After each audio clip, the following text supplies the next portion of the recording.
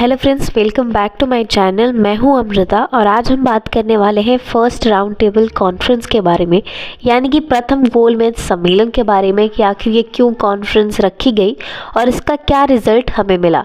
चलिए वीडियो को शुरू करते हैं। और वीडियो को शुरू करने से पहले एक रिक्वेस्ट कि प्लीज़ हमारे चैनल को सब्सक्राइब करें और ये वीडियो अपने फ्रेंड्स के साथ भी शेयर करें। British government arranged the first roundtable conference on 12 November 1930 at Royal Gallery of Lords, London.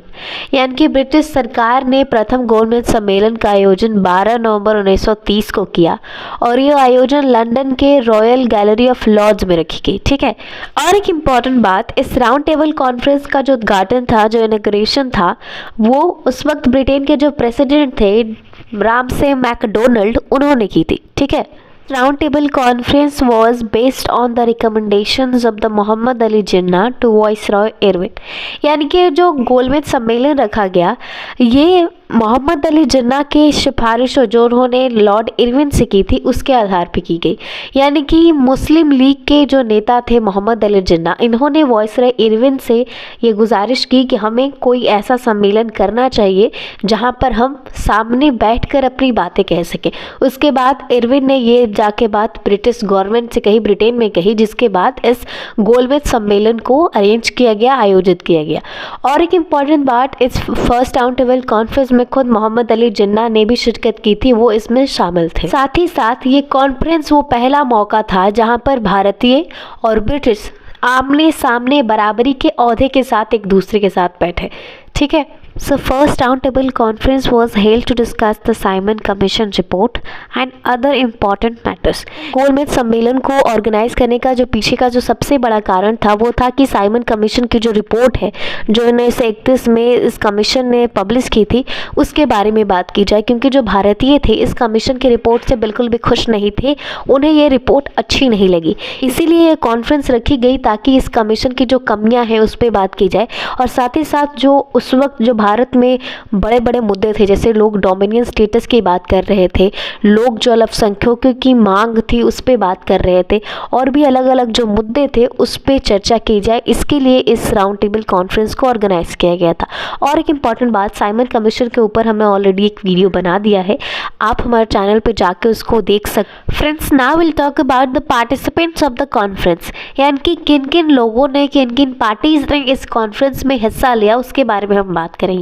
लेकिन सबसे पहले मैं बता दूं कि इन कॉन्फ्रेंस में कांग्रेस ने भाग नहीं लिया था, यानी कि इंडियन नेशनल कांग्रेस ने इस सम्मेलन में भाग लेने से मना कर दिया।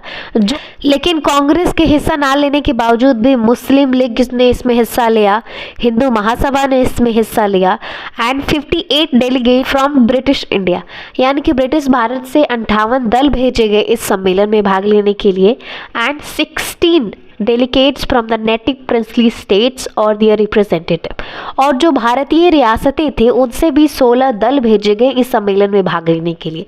और ये जो रियासतें थी, यहाँ से या तो उनके राजकुमार गए या फिर राजा गए, या फिर उन राजाओं द्वारा, उन राजकुमारों द्वारा जो चुने गए लोग थे कि ये हमारे राज्य का प्रतिनिधित्व करेंगे, वो इस सम्मेलन में भाग लेने गए।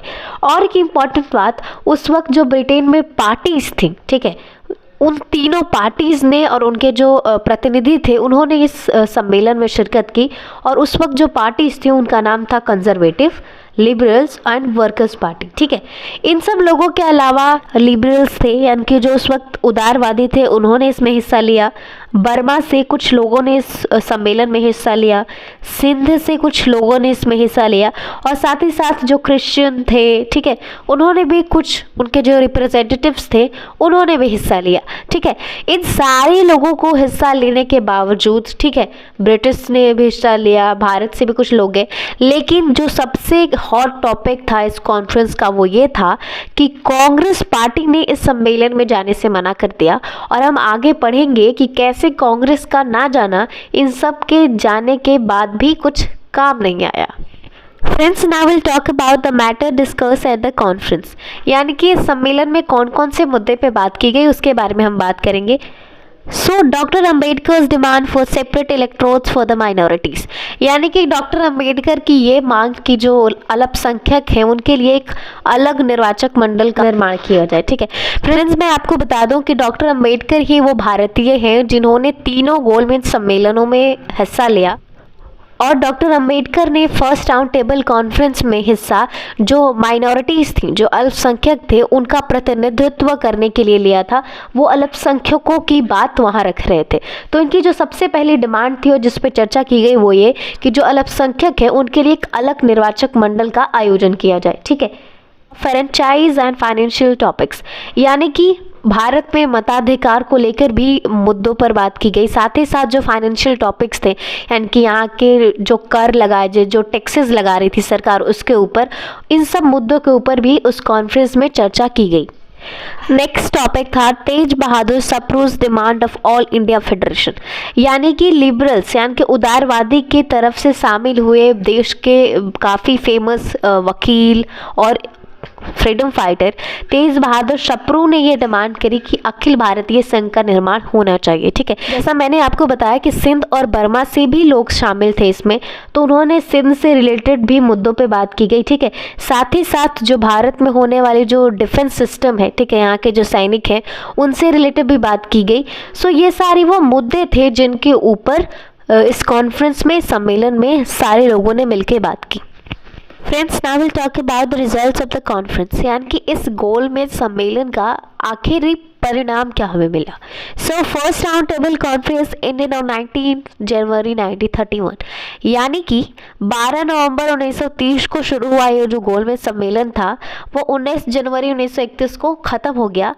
अब हम रिजल्ट्स की बात करते हैं।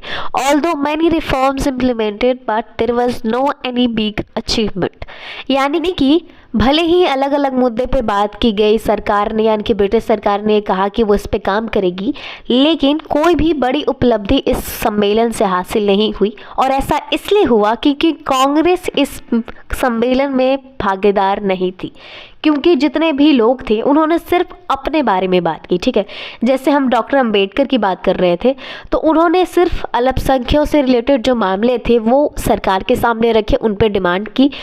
और मुस्लिम लीग ने सिर्फ अपने बारे में बात की, और जो रजवाड़े थे यानी कि जो प्रिंसली स्टेट्स थी उन्होंने सिर्फ अपने राजवाड़ों से रिलेटेड मामलों पे बात की, यानी कि पूरे भारत की बात करने वाला वहाँ पर कोई नहीं था, जिसकी वजह से ये जो पूरा गोलमेज सम्मेलन था वो कहीं ना कहीं फेल हो गया। ठीक है, नेक्स्ट रिजल्ट निकल के आया है British government realize the importance of the Congress party.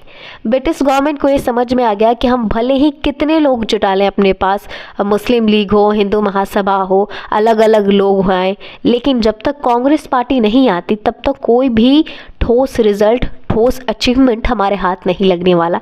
यानी कि इस गोलमेज सम्मेलन ने ब्रिटिश सरकार को ये एहसास करा दिया कि कांग्रेस पार्टी कितनी ज़रूरी है ऐसे सम्मेलनों के लिए। सो आज के इस वीडियो में इतना ही। वीडियो को देखने के लिए धन्यवाद और चैनल को सब्सक्राइब करना ना भूलें।